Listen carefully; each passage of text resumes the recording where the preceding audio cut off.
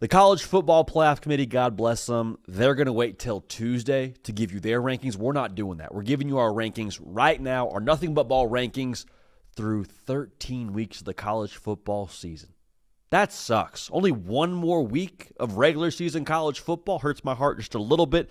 However, we're about to get to these rankings and not wait around like the nerds that are the College Football Playoff Committee. So make sure you're subscribed. If you're a college football sicko, if you were up till 2 a.m. last night watching college football, this show is for you. This show is by you. Make sure you're locked in. A quick disclaimer as to what these rankings are. They are a picture of the best teams in college football. We're also accounting for the best G5 team in college football, trying to account for how we think the college football playoff picture should look. We understand that our rankings are different than the committee's rankings. That's because the committee's rankings are wrong. Let's get right to it. The G5 spot for us right now is James Madison. They beat Washington State. Didn't cover. Beat Washington State, though. Here's my thing. John Summerall, head coach of Tulane, he doesn't seem to be that big a fan of his own football team. So I'm going to go ahead and trust him and say, all right, if you don't think your team is all that great, we'll take your word for it. The Dukes for us right now occupying the G5 spot in our Nothing But Ball rankings through week 13. Number 11, BYU, baby. I fully expect a one-loss regular season BYU that plays for the conference title to be squarely in the mix of the college football playoff. Everything about BYU is just as fun, man. Bear Bachmeier eating ice cream before the game, a healthy 260 according to him, wearing number 47. You got Kingston out there making plays, LJ Martin running through people. That win over Cincinnati, I think to me, it was maybe not a statement win, but maybe like a reassuring win that BYU is one of those top teams in the Big 12, and by nature of that, going to be one of the top teams in college football. Number 11 this week, BYU. And number 10, Alabama. Now, Alabama, I get it. The edge is scary. That's where you're living right now. Living on the edge of making the college football playoff. Should you lose to Auburn, you're out of the college football playoff entirely. But here's the thing. We always knew, us as college football fans, 10-2 was more than likely the cutoff for the playoff. Bama knew that. So, Bama, you beat Auburn, you're in the dance. Here's what I will say. I'm not putting it past Alabama to utilize that loss to Oklahoma as like some extra jet fuel for them moving into the college football playoff. Maybe, just maybe, that loss was almost like an attention getter for KDB and the boys out there. Kalen DeBoer, for those unfamiliar with that nickname. Alabama, have them at 10. Not super concerned about where they're at right now. Win, Anery, and Alabama. I think they're the 10th best team in the country based on their body of work and based on the ball, true to our Nothing But Ball rankings. Now, here's where me and the committee are going to disagree a little bit. I got Oklahoma at 9. And I don't want to speak out of both sides of my mouth because I think Oklahoma's awesome. I think they're grimy. I think they're gritty. I think that defense is one of the best in the country. I think that defense will keep them in every single game. Heck, I even see some symptoms of good football being played on the offensive side. You will not find a bigger John Mateer fan in college football media than your boy right here. I got a John Mateer headband in my backpack. Now, with all that being said, I would like to see a little bit more than symptoms on the offensive side of the ball. I like the symptoms of good football. I like Joe Mateer getting more healthy. I like the explosive plays to Isaiah Satania. However, I'd like to see a little bit more. Now, Oklahoma, they're kind of the Komodo dragon of college football. A little bit ugly at times, a little bit scaly, long tongue. I'm not really sure like how big they actually are, Komodo dragons. Are they smaller? Are they like alligator size? I don't know. Kind of weird, kind of ugly. At the end of the day, though, they're dangerous. Oklahoma, get them in the college football playoff. With that defense, all bets are off. For me, Oklahoma, number 9 at this point in time. They beat LSU. They're a college football playoff team, and the party is on and popping for the good folks in Norman. At number 8, I got Notre Dame. I said it last week. I'll say it again. I had an issue with dropping Notre Dame after they beat a ranked Pitt team by 22 points. To me, that just didn't feel like the right move. Now, that's not taking anything away from the win Oklahoma had over Alabama. But when I see Notre Dame, I see a team that has everything clicking right now when it comes to the defensive side of the football. I mean, they were up 21-0 over Syracuse before their first offensive snap.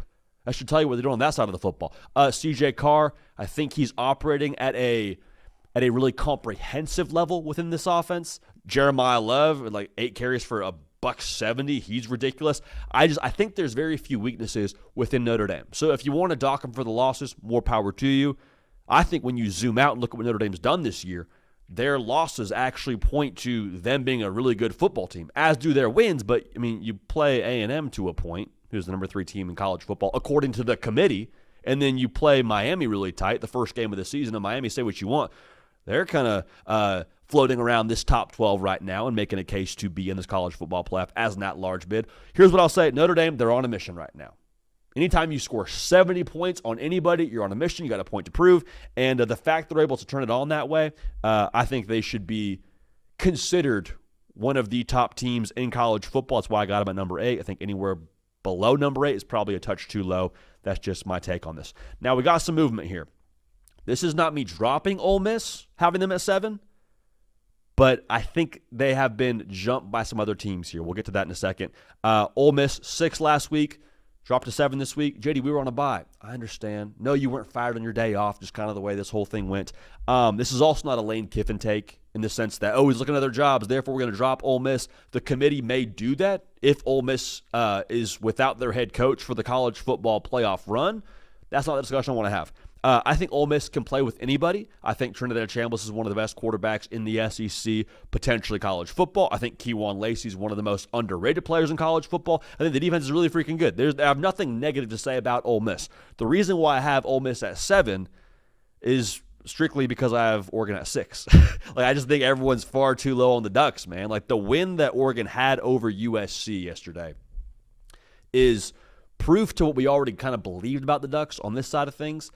They can play anybody's style of ball. They can go win a game scoring less than 20 against Iowa in a monsoon. They can go score 40 to beat a team in USC that's top 10 in college football coming into the game when it comes to what that offense is doing. So, am I missing something with Oregon is what I want to ask you, the viewer? Because everyone seems to be putting Oregon in that lower half of the top 10. I guess them being at 6 is the lower half. But you understand what I'm saying. Everyone seems to be a little bit lower on the Ducks. I don't really get where that comes from. I think it comes from the Penn State win not aging well, and then the Indiana loss, and then them not having too many other cases to really prove themselves as a top team in the country. I see a quarterback who's had one bad game. I see 2 lines of scrimmage that I think can hang with anybody in college football. I see a run game that's giving people the business every single week. I see a bunch of weapons out there. They didn't even have all their weapons against USC when they scored 42. I think the Ducks are really freaking good. And so at this point in the year, I'll have them at number 6, and I understand they won't be where the committee has them, but I think the committee's wrong. So there you have it. Oregon at number 6, and Ole Miss just behind them at 7. Being jumped by Oregon, not because Ole Miss did anything wrong. I just think Oregon made a case yesterday, and I'm rewarding them for that. Texas Tech at 5.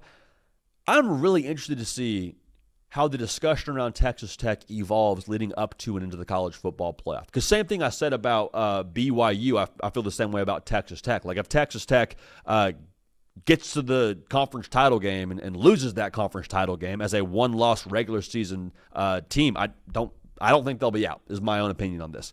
I think it's going to take a college football playoff game for the rest of America to get up on what Texas Tech is. Because right now they're almost being viewed through this, good for the Big 12 lens.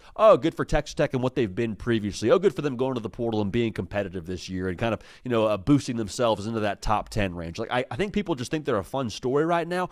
I don't think the rest of the country understands if you draw Texas Tech at any point in the college football playoff, they will match up with you. They could beat you. They're that good. Can Baron Morton stay healthy is the biggest part of this whole equation. We all understand that.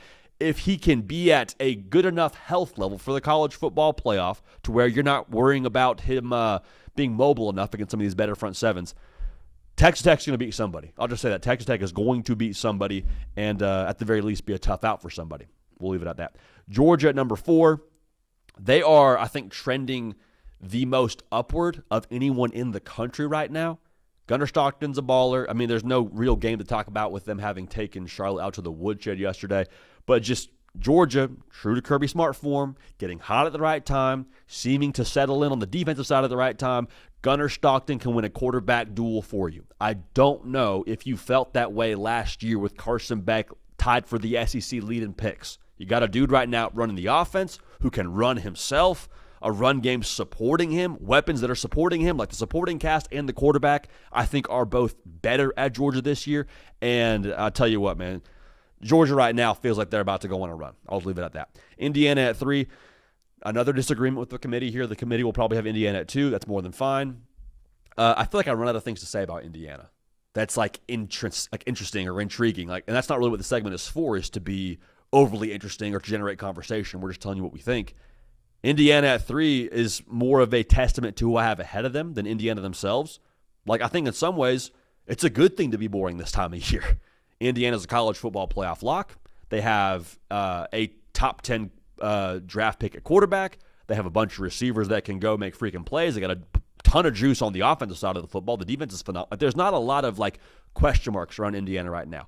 Fully expect them to have a tremendous bout with Ohio State in the Big Ten title game, and we'll hopefully have more intel on Indiana until then. But they're just blowing the doors off everybody. And Indiana, I have no issue with them being higher, but I just have them at 3, and that's kind of how I feel about it. Kind of a good thing this time of year to not be all that interesting, and that's where the Hoosiers are at this point in time. Now, A&M, for better or worse, they are kind of interesting. Not interesting game against Samford yesterday, but you take all dubs. I don't love the South Carolina first half, like we already discussed, but at the same time, I feel really good about their ability now when they get in a high-pressure situation to execute and handle business and to not panic, more or less. I wonder how much that South Carolina game is going to propel them. Because on one hand, you say, we didn't play well for a whole half and still found a way to win. We're untouchable. We're unbeatable. We just roll the ball out there and we go handle business. We're good to go. That's how you get beat. That's how you walk out there without your A-plus game and get beat by somebody who shows up ready to play. That's one part of this. The other part of this is maybe that lights the fire underneath them and they say, okay, we are mortal. We can get beat if we don't have the right focus and mindset coming into a game. We got to bring it every single week. And now maybe without losing, A&M has all the benefits of what a loss would bring you psychologically, and they're better from there. I just love the top-end juice with them. I said this before. There's so many ways for them to beat you. I think when they're on their P's and Q's, they're the best team in college football, not named Ohio State. And I like A&M. I like the pieces. And at this point in the year, I think it's okay to say I like this team better than that team. That's how I feel about A&M when it comes to the discussion with the 2 and 3 spot around them and the Hoosiers of Indiana. Now, number 1, it's Ohio State. It's been Ohio State here for some time for us on this show. Ohio State, I fully believe, has been one big chess game over the course of the regular season. The chess game is win the first part of your important games on your schedule and then start ramping it up for Michigan end of the year here. I don't think it's a coincidence now that Bo Jackson had 19 carries against Rutgers. I think that was intentional. They took their time loading him up. I think they're going to do more of that when it comes to the Michigan game and the college football playoff. They're hitting their stride right now. Final move of chess for them in the regular season comes next Saturday in Ann Arbor. Can you be better composure-wise? Because Ohio State's been talented before. If you have an issue with Ohio State being a number 1, I'd say, what are you watching? Oh, but the metrics, the data. Don't tell me that if you're not actually watching the football games. Ohio State has been a wagon and a half. And the composure piece of this, when they play Michigan, will be tested. And I cannot wait to learn more about this team when they play Michigan in Ann Arbor next Saturday. So, to recap here for you, the G5 rep for us is JMU. At number 11, I got BYU. At number 10, I got Alabama. At 9, I got Oklahoma. 8, I got Notre Dame. Ole Miss at 7, not to punish them, just because I think Oregon at 6 is a little bit more impressive as of right now, more deserving of that ranking. Top 5 is made up of Texas Tech, Georgia, Indiana, Texas A&M at 2, and the Ohio State Buckeyes at number 1.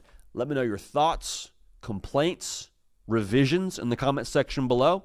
Again, make sure you're subscribed. If you're a college football psychopath, you're just like us. For Cato on the 1s and 2s, for myself, JD PicKell, we appreciate y'all. We love y'all. We're going to keep this party rolling. We will see y'all next time.